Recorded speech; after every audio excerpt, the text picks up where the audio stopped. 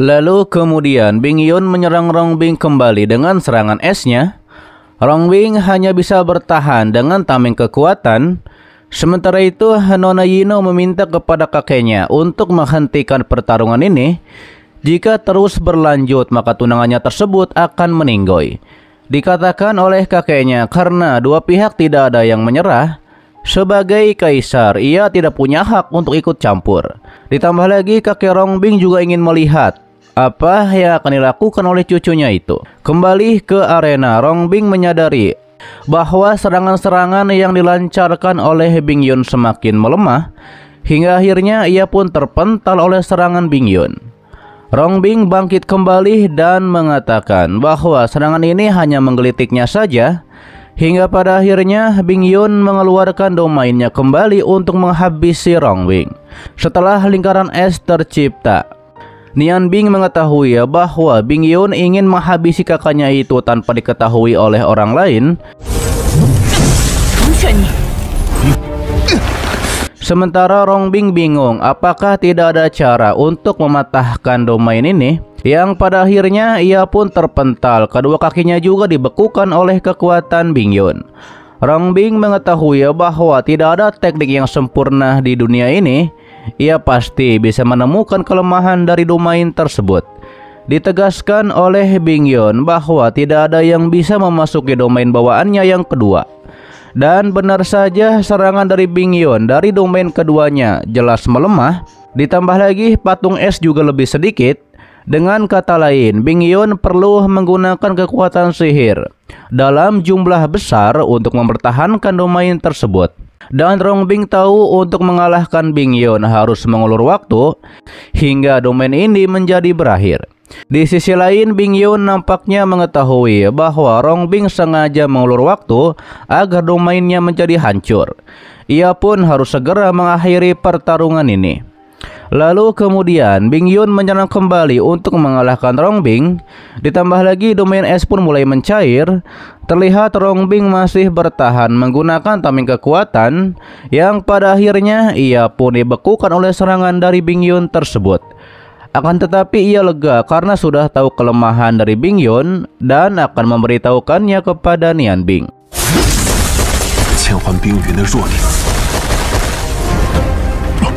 Setelah domain hancur, Rongbing benar-benar menjadi membeku. Kakeknya pun mengetahui bahwa cucunya itu masih hidup, hanya perlu beristirahat saja. Wasit mengumumkan karena Rongbing tidak sadarkan diri, maka pemenang babak kali ini adalah Bing Yun. Terlihat Nona Yino sangat marah kepada Bing Yun yang membuat tunangannya seperti itu, dan ia pun tidak akan memaafkan Bing Yun. Ketika akan dibawa keluar arena, Rongbing mengatakan kepada Nian Bing kelemahan dari Bing Yun tersebut. Nian Bing berterima kasih kepada kakaknya itu, ia pasti akan membalaskan dendam ini.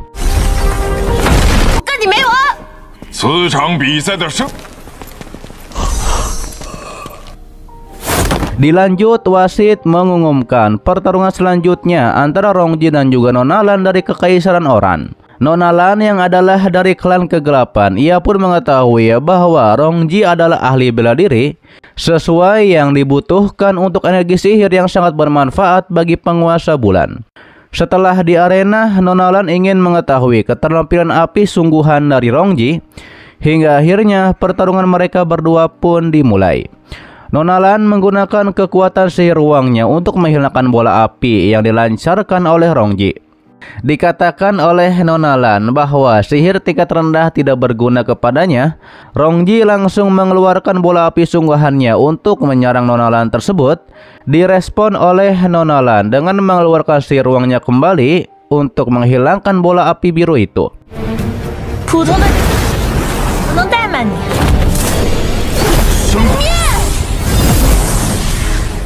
Ditegaskan oleh Nona Lan bahwa menyerah saja karena ia bisa melenyapkan kekuatan sihir. Namun Rongjie mengetahui bahwa sihir apinya tidak lenyap, melainkan masih ada di sekitarnya. Terlihat Rongjie sepertinya mengerti sesuatu. Lalu kemudian Nona Lan menyerang dengan kekuatan sihirnya, tapi ditahan oleh bola api dari Rongjie. Rongjie tahu bahwa sebenarnya ini bukanlah melenyapkan sihir, melainkan hanya pemisahan. 这就是空间魔法。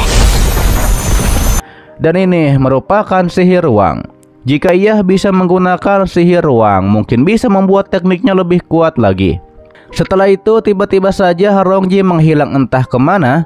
Sepertinya Rongji menggunakan sihir ruang karena bola api yang diserang oleh Nonalan ternyata berpindah-pindah.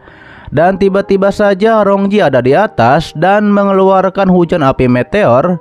Nonalan mencoba bertahan dengan tameng kekuatan, tapi ia senang karena inilah yang ia inginkan, agar mengeluarkan lebih banyak kekuatan sihir untuk diserap. 怎么又跑这儿来了？明知道来了，不顾一切的释放能。 Sementara kakek Rong mengetahui bahwa Rongji menggunakan sihir ruang untuk memisahkan elemen apinya menjadi partikel asli, kembali kepada Nonalan yang menantang Rongji untuk keluarkan semua tekniknya. Nonalan yang adalah anggota klan kegelapan yang menyamar, ia mengetahui bahwa energi yang dikumpulkan sudah cukup dan waktunya untuk mengakhiri kompetisi ini.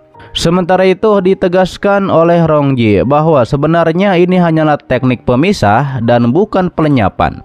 Lalu kemudian Rongji memadatkan elemen apinya di sana. Ia menjelaskan, sihir ruang milik Nonalan memang bisa menyerap segalanya. Jadi Nonalan mengira semua sihir yang digunakan untuk melawannya telah dilenyapkan. Rongji pun langsung menyerang dan mengatakan hanya karena mereka terserap bukan berarti mereka menghilang. Dan sebenarnya partikel-partikel sihir itu terkumpul di celah-celah sekitar Nonalan. Dengan menggunakan kekuatan sihir Nonalan, Rongji berhasil menyelinap, yakni menyelinap ke dalam tameng dan menggunakan teknik tangan kanan Dewa Api untuk mengalahkan Nonalan. Karena jika apinya telah hancur menjadi partikel-partikel elemen, tapi dengan teknik pertahanan apinya juga bisa mengendalikan api lagi. 就聚集在你身边的苦，请我容家的欲望。 Terlihat kakek Rong juga memuji Rongji, memang ahli bela diri, mampu beradaptasi saat pertandingan, dan menciptakan teknik baru untuk membalikan keadaan. Wasit mengumumkan pemenangnya adalah Rongji. Di lain sisi Nonalan yang adalah wanita klan kegelapan yang menyamar, ia mengatakan walaupun ia telah banyak mengumpulkan energi sihir, tapi ia kalah dan harus kembali untuk menyusun ulang strategi. Setelah hal itu, Kaisar mengumumkan bahwa semua kompetisi hari ini telah berakhir dan akan melanjutkannya besok. Dan ia pun menyuruh para peserta untuk kembali dan bersiap.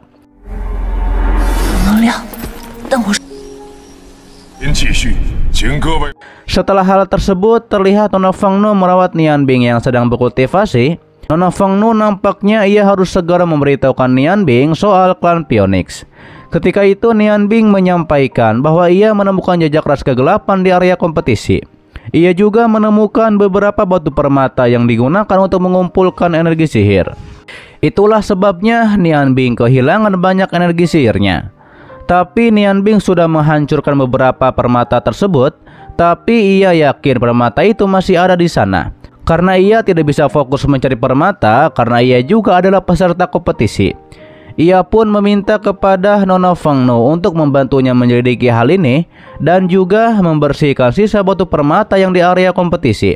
Direspon oleh Nona Fangnu, sebenarnya ia ingin membantu Nianbing, namun ia mengingat waktu itu ada burung merpati yang menyampaikan pesan daripada ketua klan Phoenix bahwa upacara Nirvana sebentar lagi akan dimulai dan Nona Fangnu harus segera kembali. Nona Fangnu pun tidak tahu kapan bisa bertemu lagi dengan Nianbing. Akan tetapi Nianbing nampaknya bisa mengatasinya sendiri. Namun Nona Fangnu tampaknya akan membantu Nianbing, dan jika ia melihat seseorang yang menindas Nianbing, maka Nianbing jangan menghentikannya. Mendengar hal itu, Nianbing langsung memeluk Nona Fangnu dan berterima kasih. Sementara itu Nona Fangnu bergumam, ia sangat senang bisa membantu Nianbing sebelum ia pergi. 不知道我们下一次，到时候我看到你也行，开心的事。谢谢你，凤爷。 Di keesokan harinya, semua peserta pun kembali ke area kompetisi untuk bertanding. Ketika Nona Fangnu akan lewat, ia pun dihalangi oleh penjaga karena hanya peserta yang bisa memasuki area. Di sisi lain, Nona Yino memberitahu kepada kakek Rong bahwa wanita itu adalah pacar dari Nianbing. Hingga akhirnya Nona Fengnu pun dipersilahkan masuk atas perintah kakek Rong. Terlihat Nona Fengnu pun langsung ke bawah area kompetisi untuk membersihkan batu permata. Di sisi lain, wasit mengumumkan pertandingan putaran kali ini dimulai dari Murong dan juga Bingyun. Disampaikan oleh Murong, Bingyun bisa mengalahkan Rongbing karena kekuatan es dan api saling berlawanan. Sedangkan untuk melawannya, Bingyun tidak punya kesempatan karena elemennya berbeda. Bingyun mengejek Murong yang adalah putra mahkota kekaisaran Langmu yang terkenal dan tidak berguna. Bingyun percaya diri bisa menyelesaikan pertarungan ini hanya dalam waktu 5 menit. Murong langsung mengeluarkan elemen tanamannya. Direspon oleh Bingyun bahwa waktunya hanya 3 menit, ia bisa mengalahkan Murong. Sementara itu di bawah, Nona Fengnu berkata yang dikatakan oleh Nianbing memang benar, ada sisa permata di sini. Akan tetapi saat itu Nona Fengnu juga melihat peserta yang adalah anggota kegelapan yang sedang melintas di bawah arena tersebut. Oke, situ adalah dari lanjutan alur cerita Donghua Magic Chef Fate Orange Ace episode 132-nya di season 2 kali ini. Untuk pas selanjutnya akan diupdate seperti biasa, oke? Untuk bagian selanjutnya kalian bisa lihat di channel ini di playlist Nianbing update dan versi fullnya. Terima kasih buat kalian yang menonton sampai detik ini dan selalu mensupport channel admin. Sehat-sehat buat kalian semua dan jangan lupa di subscribe agar kalian tidak ketinggalan setiap notif berikutnya. Loncengnya juga dipencet, oke, agar kalian tidak ketinggalan setiap video baru lainnya. Dan sampai jumpa kembali di video selanjutnya. Till next time and bye bye. Assalamualaikum warahmatullahi wabarakatuh.